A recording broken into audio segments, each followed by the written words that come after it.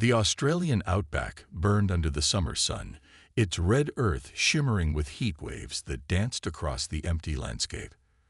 Tom Miller, a local ranger, would have dismissed the streak of light across the dawn sky as another shooting star, if not for the thunderous boom that followed. His radio crackled to life with reports of the same phenomenon from stations across the territory. "Control, this is Ranger Miller. I'm heading to investigate the impact site," he reported, already turning his rugged patrol vehicle toward the dust cloud rising in the distance. The morning sun cast long shadows across the desert as he drove, his mind racing with possibilities. What he found changed human history forever. The object wasn't a meteor. Its sleek, metallic surface gleamed despite the crash landing, and strange symbols marked its hull. Tom's hands shook as he reached for his radio, but before he could call it in, a section of the ship's hull shifted with a hydraulic hiss. Military vehicles arrived within hours, surrounding the crash site with a mix of Australian and United Nations forces. Scientists in protective gear swarmed the area, their instruments beeping and whirring as they studied the vessel. But it was what they found inside that shattered humanity's understanding of their place in the universe. The pilot was dying. Its body, barely 4 feet tall with grayish-blue skin, lay broken in the cockpit. Medical teams worked frantically to save the alien's life, but they knew little about its biology. In its final moments, the creature gestured for something to write with. Dr. Robert Ward, the lead cynobiologist on site, handed over a tablet. The alien's spindly fingers moved across it with surprising speed, translating its language into basic English through what appeared to be an advanced universal translator. "You must listen," the alien typed.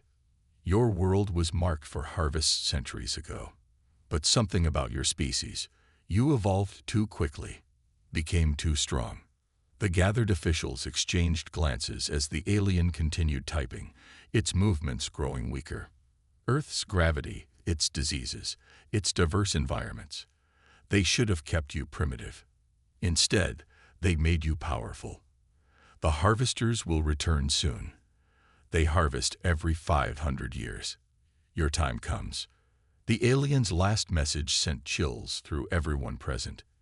You have what we never had. The strength to fight back.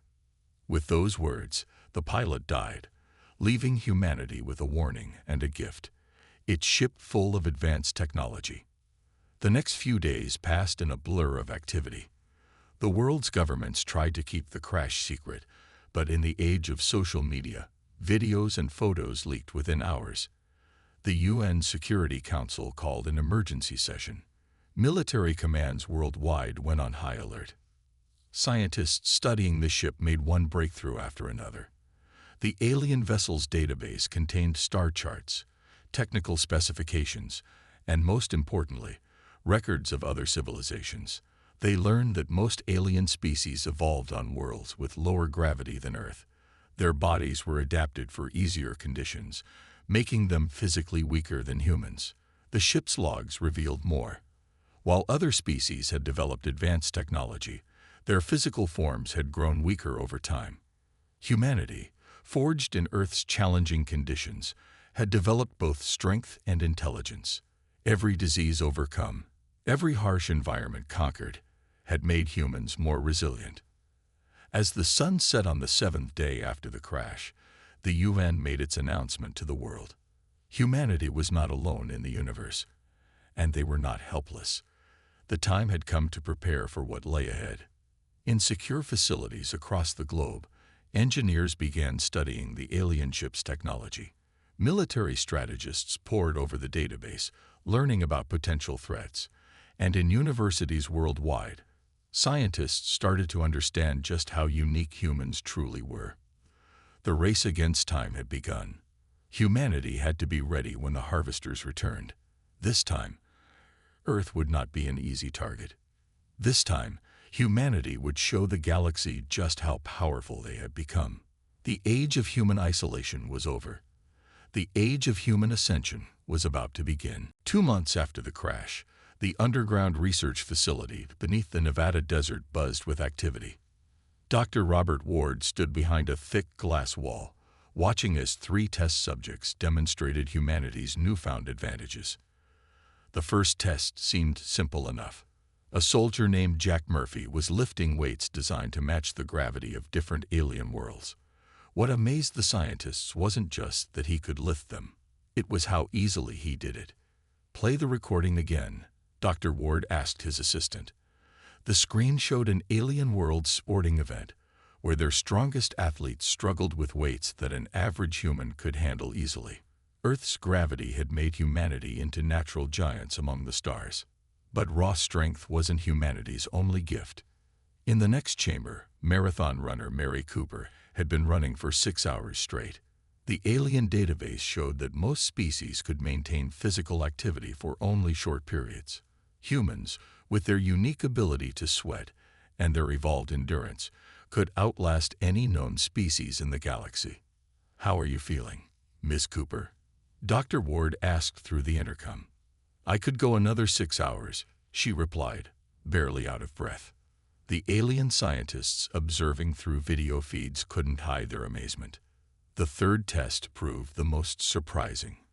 In a sealed chamber, Army medic David Thompson sat calmly while his body fought off alien diseases that had devastated other worlds.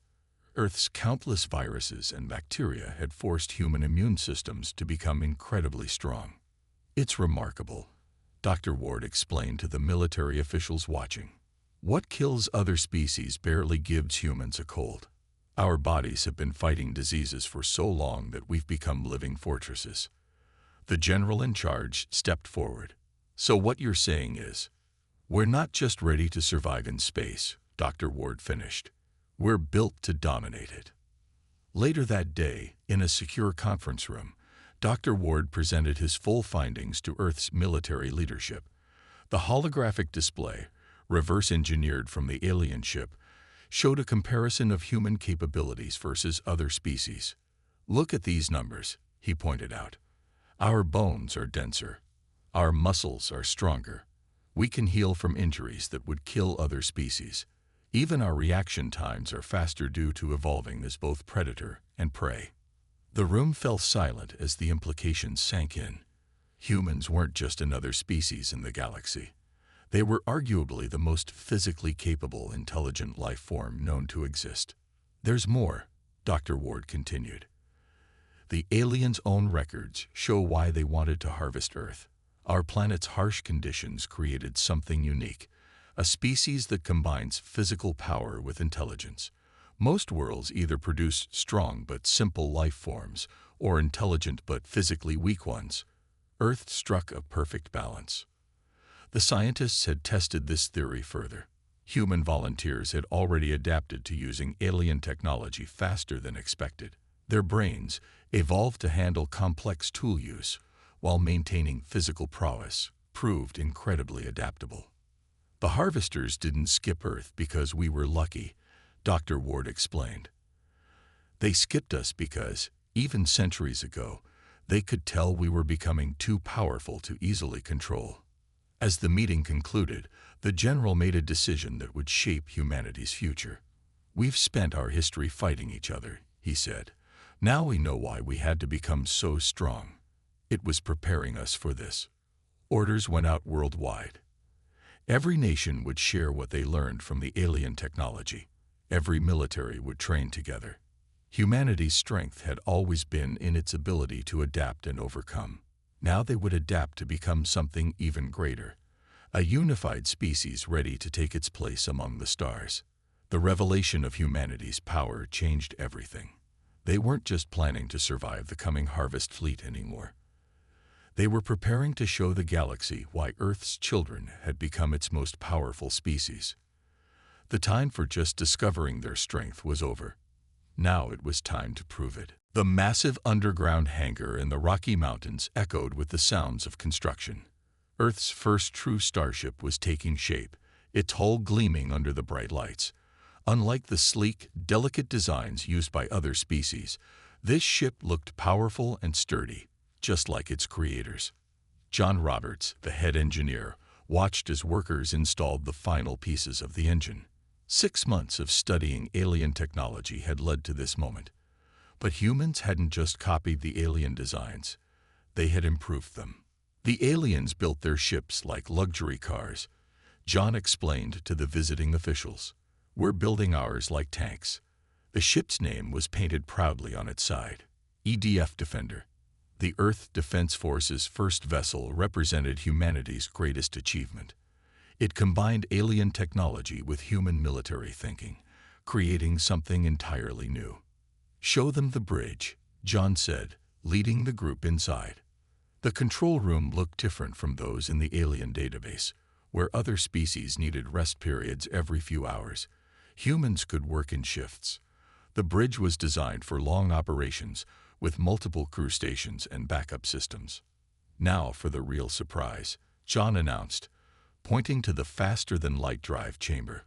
We discovered something incredible during testing. Video footage played on the nearby screen. It showed alien records of FTL travel, where most species could only handle short jumps before needing to rest. The stress of faster-than-light travel was too much for their bodies. But watch this, John said, switching to recent test footage. Human volunteers in the FTL simulator were setting new records.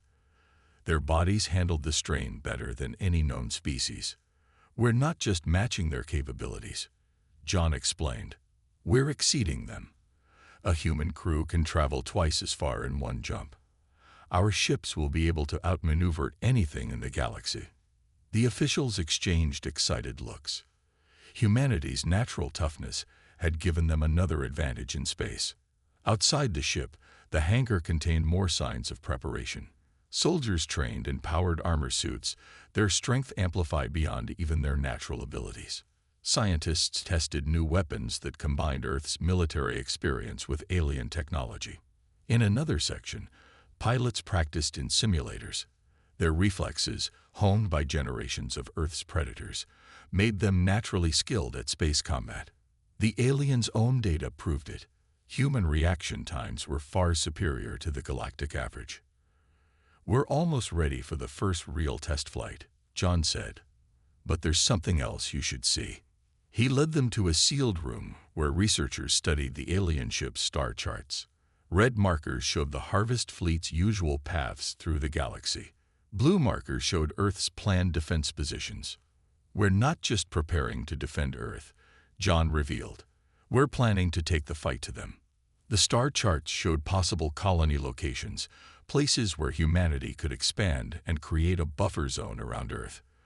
The alien databases had revealed hundreds of suitable worlds that other species couldn't handle, planets with higher gravity or harsher conditions that were perfect for humans. The galaxy never saw a species like us, John continued. We're built for worlds they consider deadly.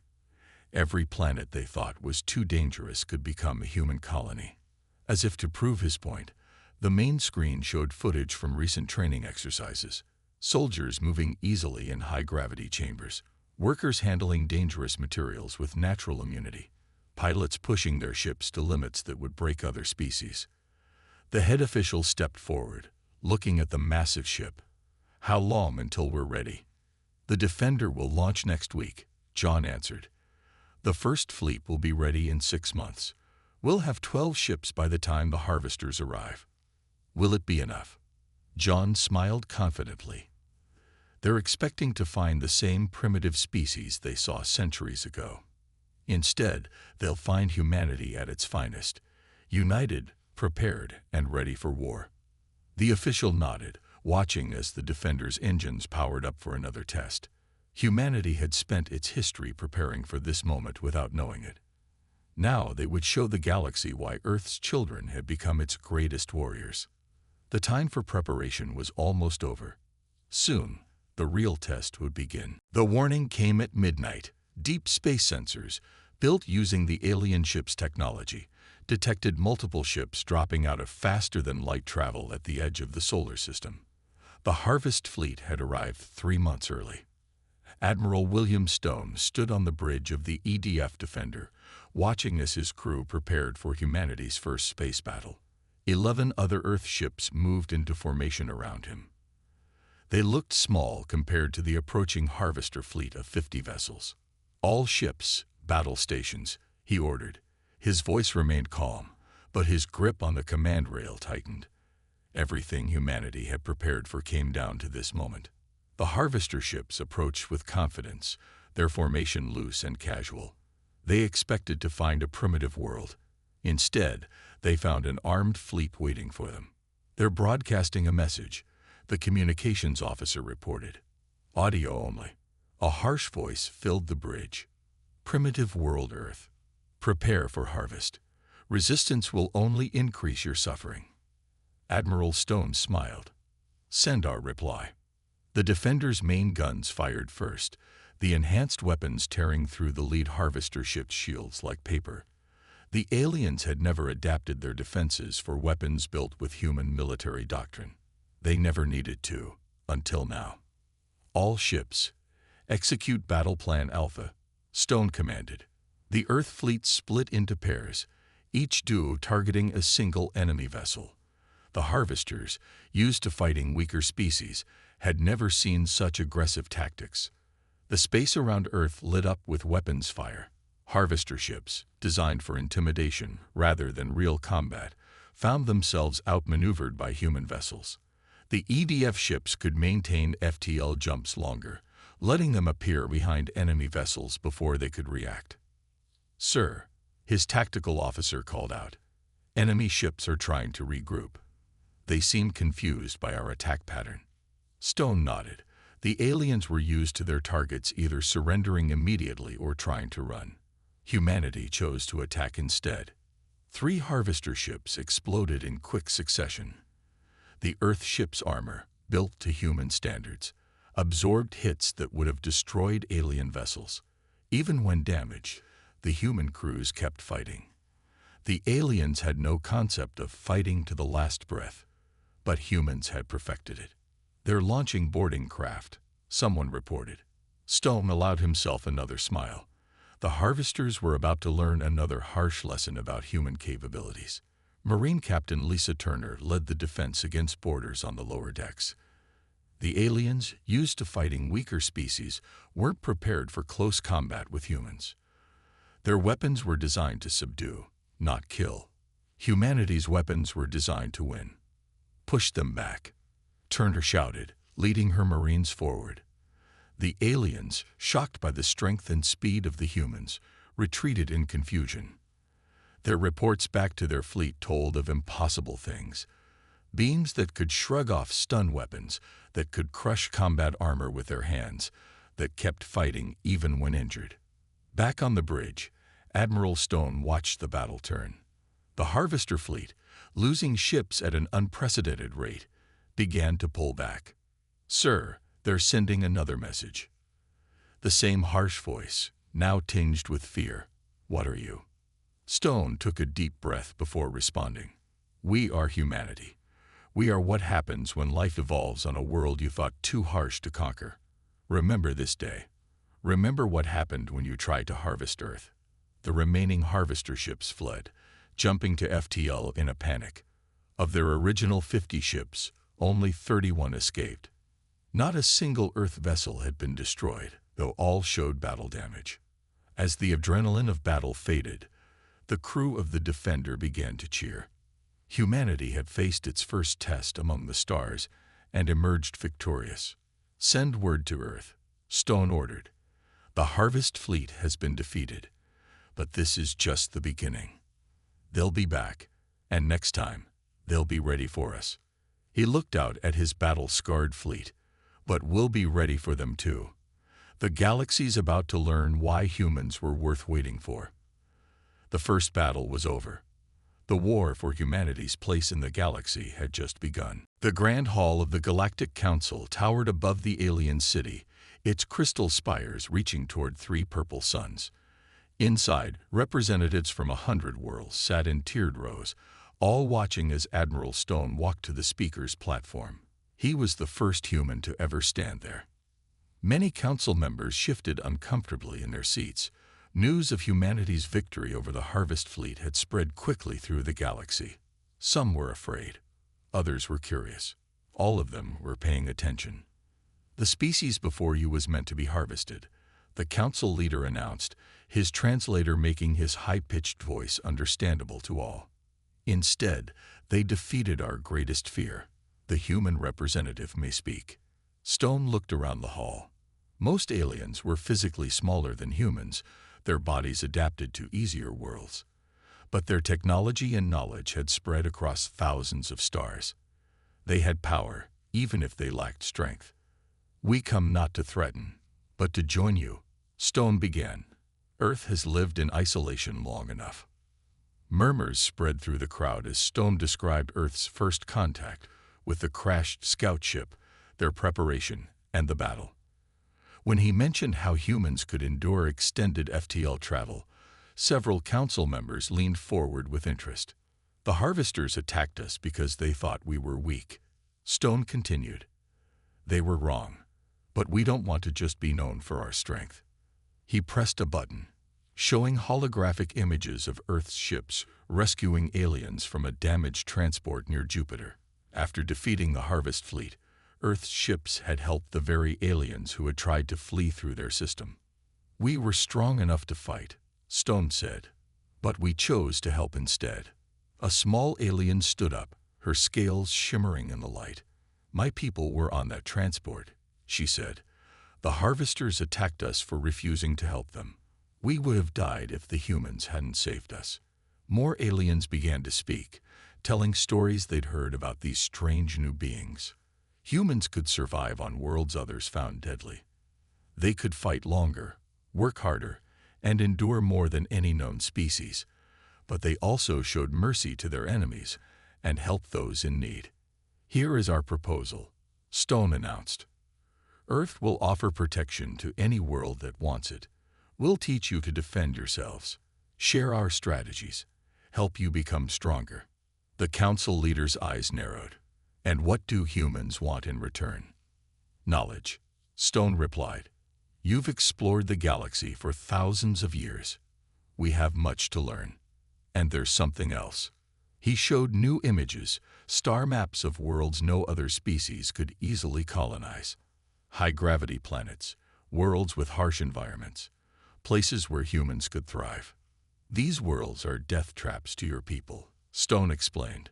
"To us, they're perfect new homes. Let us settle them. We'll build a network of human colonies that can respond quickly to any threat in the galaxy." The council chamber erupted in discussion. A species that could live on deadly worlds and travel faster between stars would make powerful allies. And if the harvesters returned, having human protectors might mean survival. One by one, representatives stood to support the proposal. Even those who feared humanity's strength couldn't deny the benefits of their protection. The council leader raised his hand for silence. "Never in our history has a species moved from isolation to galactic power so quickly. But never have we seen beings like you. The council accepts Earth's proposal." As Stone left the chamber, messages were already flowing to Earth. Requests for protection, offers of knowledge exchange, proposals for trade. Humanity had found its place among the stars. "Sir," his aide said, hurrying to catch up. "News from Earth. The first colony ships are ready. They're waiting for your signal to launch." Stone smiled. The galaxy had recognized humanity's power. Now it was time to show them humanity's potential. The age of human expansion had begun. 6 months after Earth joined the Galactic Council, the former harvester slave world of Chorus sent out a distress signal. Within hours, 3 Earth ships appeared in orbit, led by Captain Mike Wilson aboard the EDF Liberator. The scene below them was chaos. Harvester enforcers, angry at losing Earth as their prize, had begun attacking their other subject worlds. They thought Chorus would be an easy target. They were wrong. "Enemy ships detected," Wilson's tactical officer reported. 5 harvester warships approaching. Wilson smiled. "Show them what humans think of bullies." The Liberator moved with surprising speed for its size. In the months since their first victory, humans had improved their ships even further. The harvester vessels, still using their old tactics, didn't stand a chance. "Sir," His communications officer called out, "The people of Chorus are fighting back on the ground. They're requesting our help." Wilson nodded. "Launch the drop pods. Let's show them how Earth fights." Across the planet's surface, metal pods crashed into harvester positions. Each one contained 4 human Marines in powered armor.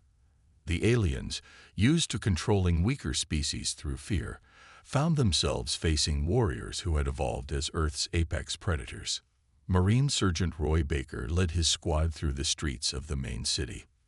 The local people, inspired by the humans' arrival, were rising up against their oppressors. The harvesters had never faced a full rebellion before. "Push forward," Baker shouted, his enhanced armor letting him leap over a barricade. His squad followed, their Earth-made weapons cutting through harvester defenses. Behind them, the local resistance fighters charged with renewed courage. In orbit, the battle was already over. 4 harvester ships floated dead in space, while the 5th had fled to warn the others. Wilson watched the ground battle from his command chair. "Sir, we're getting signals from other worlds," his communications officer reported. "They've heard about Chorus. They want our help too." The news spread across the galaxy like wildfire. Humanity, the species that had defeated the Harvest Fleet, was now helping others fight back. The Harvesters' iron grip on their empire began to crack. On Earth, the Defense Council received the reports with satisfaction. Their strategy was working perfectly. Each liberated world became an ally. Each victory made them stronger. Back on Chorus, Baker's squad reached the Harvester Command Center. Inside, they found something unexpected: data crystals containing the locations of every Harvester base and slave world in the galaxy. "Command, this is Sergeant Baker," he radioed. "You're going to want to see this." Within days, Earth's ships began appearing at every major Harvester stronghold. The aliens who had once terrified the galaxy found themselves trapped. They couldn't run. Human ships could chase them down. They couldn't hide. Their own records had betrayed them. In the Galactic Council, Earth's ambassador presented the evidence of Harvester crimes. World after world pledged support to humanity's campaign. Species that had lived in fear for generations finally saw hope. "The Harvesters are gathering their full fleet," Wilson reported to Earth Command. "Long-range sensors show over 300 ships. They're desperate." Admiral Stone, now commander of the Earth Defense Force, studied the reports. The Harvesters had finally realized the truth. Humanity wasn't just fighting for Earth anymore. They were fighting for every species that had ever suffered under Harvester rule. "Send word to all Earth ships and colonies," Stone ordered. "The final battle is coming. The Harvesters will throw everything they have at us." Across human space, ships and crews prepared for war. Earth had grown stronger since their first victory. Their fleet was larger, their technology more advanced, their tactics refined by actual combat. "They think we'll back down against superior numbers," Stone said to his officers. "They still don't understand what humanity is." The stage was set for the largest space battle in galactic history. Humanity would either break the Harvesters' power forever or fall trying. The revolution was about to face its greatest test. The void between stars lit up as 2 massive fleets faced each other. On one side, 300 Harvester ships formed a wall of steel and energy, their weapons charged. On the other, 150 Earth vessels stood ready, supported by ships from 24 liberated worlds. Admiral Stone stood on the Defender's bridge, his experienced eyes studying the enemy formation. Behind him, his human crew worked with quiet efficiency. They had evolved from Earth's hunter-gatherers into the galaxy's guardians. Now they would prove it once and for all. "All ships report ready, Admiral," his executive officer announced. "The Allied fleet awaits your command." Stone took a deep breath. "Send the message we prepared." Throughout both fleets, screens came to life. Stone's voice reached every ship, human and alien alike. "Harvesters, this is your final warning. Surrender, and you will be treated fairly.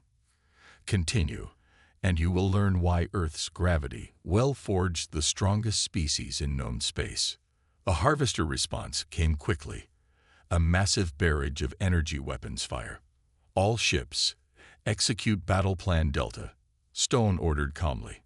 The human fleet split apart with practiced precision, their formations confusing the enemy targeting systems. Humans had learned war on Earth's battlefields. Now they brought those lessons to the stars. The harvesters had numbers, but Earth had advantages they couldn't match.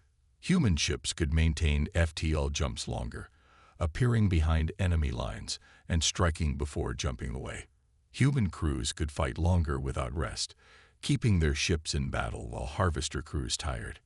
Captain Wilson's voice crackled over the command channel. "Strike Group 2, follow me in." His ships dove straight into the enemy formation, their enhanced shields absorbing punishment that would have destroyed lesser vessels. Earth's ships, like Earth's people, were built to endure. The battle raged for hours.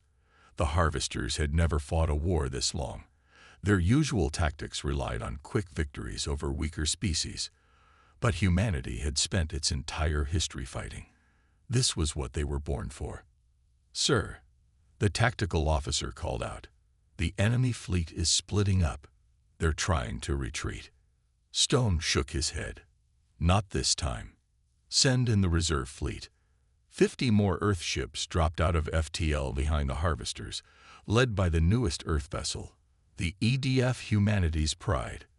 The harvester fleet found itself caught between two forces that had evolved on a world they had feared to conquer. The battle's outcome was never really in doubt after that. One by one, harvester ships fell to Earth's superior tactics and technology. Their crews, faced with humanity's relentless advance, began to surrender. As the last harvester flagship powered down its weapons, cheers erupted across the human fleet. They had done it. The species that evolved on a death world had broken the power that terrorized the galaxy. In the days that followed, the galaxy changed. The Harvester Empire collapsed completely. Their former slave worlds claimed independence, many asking for Earth's protection. The Galactic Council recognized humanity not just as members, but as guardians of galactic peace. 1 month after the battle, Admiral Stone stood again before the Galactic Council. This time, he wasn't asking for acceptance. He was offering a new future. "Earth will establish training centers on every world that wants them," he announced. "We'll teach others how to defend themselves, not because we want to rule, but because we believe every species deserves the chance to stand strong." The council leader spoke for all.